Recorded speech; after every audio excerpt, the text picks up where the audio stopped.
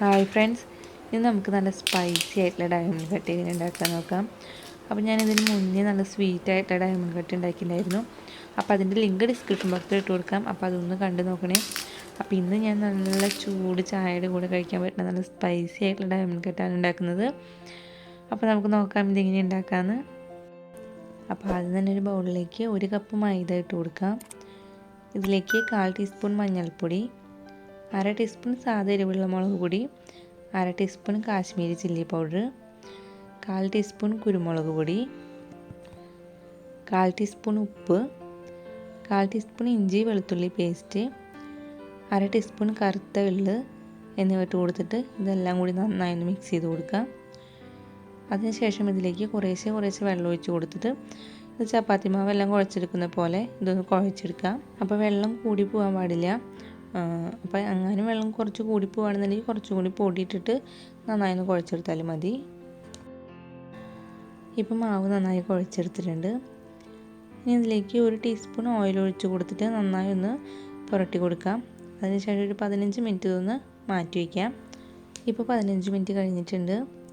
ഇനി ഇതിന് 3 ബോളുകളാക്കി എടുക്കാം. അതിനുശേഷം കുറച്ച് പൊടിയൊക്കെ വിതറി കൊടുത്തിട്ട് നമുക്ക് നന്നായി ഒന്ന് പരത്തിയെടുക്കാം. അപ്പോൾ ഒരുപാട് നൈസായിട്ട് പരത്തണ്ട, ഒരു ചപ്പാത്തിയിലൊക്കെ ഒരു കനത്തിൽ തന്നെ പരത്തിയെടുക്കാം. ഒരുപാട് കട്ടിയായിട്ട് പരത്തിയെടുക്കാനും പാടില്ല. ഇപ്പോൾ ഇവിടെ നന്നായി പരത്തിയെടുത്തിട്ടുണ്ട്. ഇനി ഇതിന് നമുക്ക് ഡയമണ്ട് ഷേപ്പിലാക്കിയിട്ടൊന്ന് കട്ട് ചെയ്തെടുക്കാം. ഞാനിവിടെ കത്തി വെച്ചിട്ടാണ് കട്ട് ചെയ്യുന്നത്. അപ്പോൾ നിങ്ങൾക്ക് നിങ്ങളുടെ കയ്യിൽ പിസ്സ കട്ടർ ഉണ്ടെങ്കിൽ അത് വെച്ച് കട്ട് ചെയ്യുമ്പോഴായിരിക്കും ഒന്നും കൂടി എളുപ്പം ഇത് കട്ട് ചെയ്യാനായിട്ട്. അപ്പോൾ ഞാനിവിടെ എല്ലാതും കട്ട് ചെയ്തെടുത്തിട്ടുണ്ട്. അപ്പോൾ ഓരോന്നും പരത്തി കട്ട് ചെയ്ത് കഴിഞ്ഞാൽ അപ്പോൾ തന്നെ നമുക്കിത് ഫ്രൈ ചെയ്തെടുക്കാം. അല്ലാന്നുണ്ടെങ്കിൽ ഇത് എടുത്ത് വെച്ച് കഴിഞ്ഞാൽ ഇത് എല്ലാം കൂടി ചിലപ്പോൾ ഒട്ടി പിടിച്ച് പോവും. നല്ല ചൂടായ എണ്ണയിലേക്ക് ഇട്ട് കൊടുത്തിട്ട് ഇതൊന്ന് ഫ്രൈ ചെയ്യാം. അപ്പോൾ എണ്ണയിൽ ഇട്ട് കഴിഞ്ഞാൽ പിന്നെ ഒരു മീഡിയം ഫ്ലെയിമിൽ വെച്ചിട്ട് ഫ്രൈ ചെയ്യണം, എന്നാലാണ് നല്ല ക്രിസ്പി ആയിട്ട് കിട്ടുള്ളൂ. നന്നായി ഇളക്കി കൊടുത്തിട്ട് ഇതൊന്ന് ഫ്രൈ ചെയ്യാം. ഇപ്പോൾ നന്നായി ഫ്രൈ ആയി വന്നിട്ടുണ്ട്. നല്ല ക്രിസ്പി ആയിട്ടാണ് ഇരിക്കുന്നത്. നമുക്കിത് ഓയിലിൽ നിന്ന് എടുക്കാം. അപ്പോൾ ഇതേപോലെ തന്നെ നമുക്ക് എല്ലാതും പരത്തി കട്ട് ചെയ്ത് ഫ്രൈ ചെയ്തെടുക്കാം.